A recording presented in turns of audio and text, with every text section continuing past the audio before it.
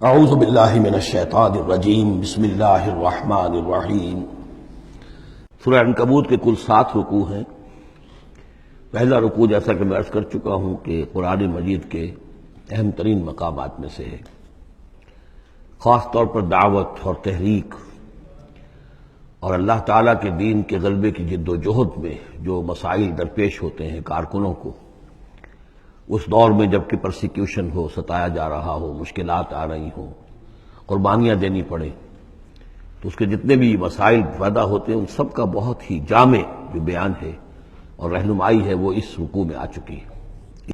تو یہ نوٹ کر لیجئے کہ مطالعہ قرآن حکیم کے جس منتخب نصاب کا میں تذکرہ کرتا رہا ہوں چند دنوں سے، اس کا جو 5واں حصہ ہے، اس کا پہلا سبق جو ہے وہ اسی سورہ عنکبوت کے پہلے رکوع پر مشتمل ہے، اور یہ اس حصے کا یوں سمجھیے کہ بمنزلہ فاتحہ ہے اس حصے کے لیے۔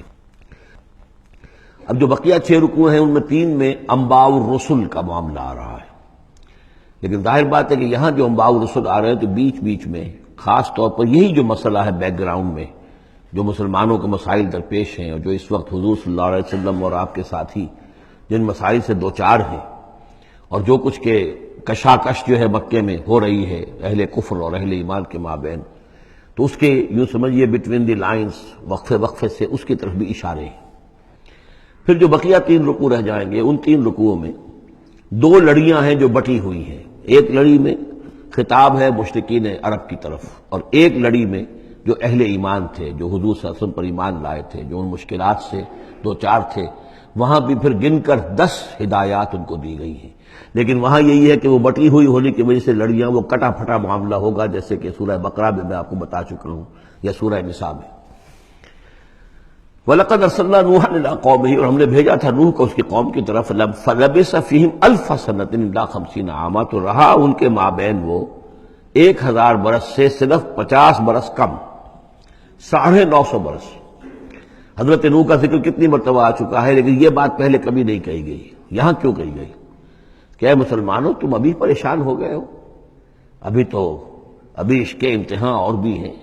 اور جیسے کہ سورہ انعام میں آیا تھا، اے نبی اگر آپ کو یہ جھٹلا رہے ہیں وَإِن يُكَذِّبُوكَ فَقَدْ كُذِّبَ رُسُلٌ مِّن قَبْلِكَ، تو آپ سے پہلے ہمارے رسول تھے، انہوں نے صبر کیا۔ ذرا یاد کیجئے کہ ہمارے بندے نوح نے صلی اللہ علیہ السلام 950 برس تک صبر کیا۔ تو اے مسلمانوں تم سوچو، تم ابھی سے گھبرا گئے ہو۔ یہ موج پریشاں خاطر کو پیغام لبے ساحل نے دیا ہے، دور وصال بحر کبھی تو موجوں میں گھبرا بھی گئی۔ فَأَخَذَهُمُ الطُّوفَانُ وَهُمْ ظَالِمُونَ، تو اس کی قوم کو، حضرت نوح کی قوم کو آ پکڑا طوفان نے، اور وہ ظالم تھے، گناہگار تھے۔ فَأَنجَيْنَاهُ وَأَصْحَابَ السَّفِينَةِ، تو ہم نے بچا لیا اس کو یعنی حضرت نوح کو اور کشتی والوں کو۔ وَجَعَلْنَاهَا آیَةً لِّلْعَالَمِينَ، اسے ہم نے بنا دیا تمام جہانوں کے لیے، تمام جہان والوں کے لیے ایک نشانی۔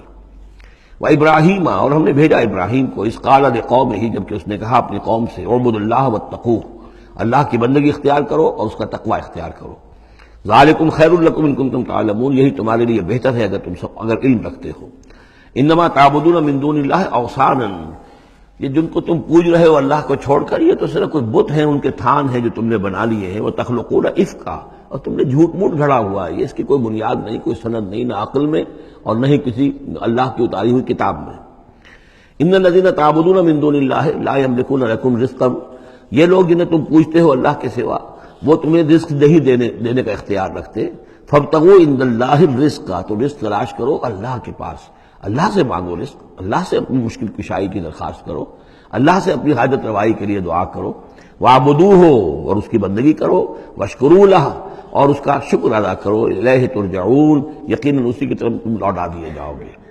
اب یہ ذکر حضرت ابراہیم کا کر طویل جو ہے ایک جملہ معترضہ آ رہا ہے کہ رخ موڑ دیا گیا ہے اس وقت جو کشاکش ہو رہی تھی حضور کے اور مشرکین مکہ کے درمیان، اب ذکر اس کا ہو رہا ہے۔ وَإِن تُكَذِّبُوا، گویا کہ اب خطاب ہو رہا ہے اہل مکہ سے، اور اگر تم جھٹلا رہے ہو فقد کذب امم من قبلکم، تو دیکھو تم سے پہلے بہت سی قوموں نے جھٹلایا۔ وما علی الرسول الا البلاغ المبین، اور ہمارے رسول پر محمد پر صلی اللہ علیہ وسلم کوئی ذمہ داری نہیں ہے سوائے واضح طور پر اور صاف صاف پہنچا دینے کے۔ اولم یروا کیف یبدی اللہ الخلق ثم یعیدہ، کیا وہ دیکھتے نہیں ہے کیسے اللہ تعالیٰ تخلیق پہلی مرتبہ کرتا ہے پھر وہ دوبارہ بھی کرے گا۔ ان ذلک علی اللہ یسیر، اور یہ اللہ تعالیٰ پر بہت آسان ہے۔ قل سیروا فی الارض فانظروا، اور تو ان سے کہیے کہ ذرا گھومو پھرو زمین میں اور دیکھو کیف بدا الخلق، کیسے اللہ تعالیٰ پہلے تخلیق کیا ہے اس نے خلق کو، ثم اللہ ينشئ النشأة الآخرہ، پھر اللہ اٹھائے گا یا اٹھاتا ہے۔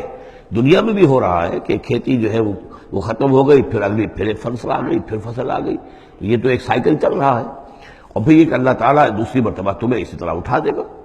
نشأت آخرہ جو ہے آخرت کی، جو تمہیں اٹھانا ہے وہ اللہ کے اختیار میں ہے۔ ان اللہ علی کل شیء قدیر، یقینا اللہ ہر شے پر قادر ہے۔ یعذب من یشاء ویرحم من یشاء، وہ جس کو چاہتا ہے عذاب دیتا ہے دے گا، اور جس کو چاہے گا وہ رحم فرمائے گا۔ وإلیہ تقلبون، اور اسی کی طرف تم لوٹا دیے جاؤ گے۔ وما انتم بمعجزین فی الارض، اور تم اسے شکست نہیں دے سکتے زمین میں، ولا فی السماء، نہ آسمان میں، نہ زمین میں کہیں بھاگ کر نہ آسمان میں کہیں بھاگ کر اللہ کو عاجز کر سکتے ہو۔ وما لکم من دون اللہ بولی ولا نصیر، اور نہیں ہے کوئی تمہارا اللہ کے سوا نہ حمایت، یعنی اللہ کے ورے یا اللہ کے مقابلے میں۔ یہ دون کا لفظ بہت سے معنی دیتا ہے عربی زبان میں، دیکھنا ہوتا ہے کس کانٹیکسٹ میں کیا معنی ہے۔ اس کانٹیکسٹ میں اللہ کے مقابلے میں تمہارا کوئی نہ ولی ہوگا نہ نصیر ہوگا، نہ کوئی حمایتی نہ مددگار۔ والذین کفروا بآیات اللہ ولقائہ، اور جن لوگوں نے کفر کیا اللہ کی آیات کا اور اس سے ملاقات کا انکار کیا، اولئک یئسوا من رحمتی، یہ وہ لوگ ہیں جو میری رحمت سے مایوس ہو چکے ہیں۔ واولئک لہم عذاب علیم، اور ان کے لیے تو دردناک عذاب ہے۔ یہاں یہ جملہ مترجمہ ختم ہوا۔ صدق اللہ العظیم۔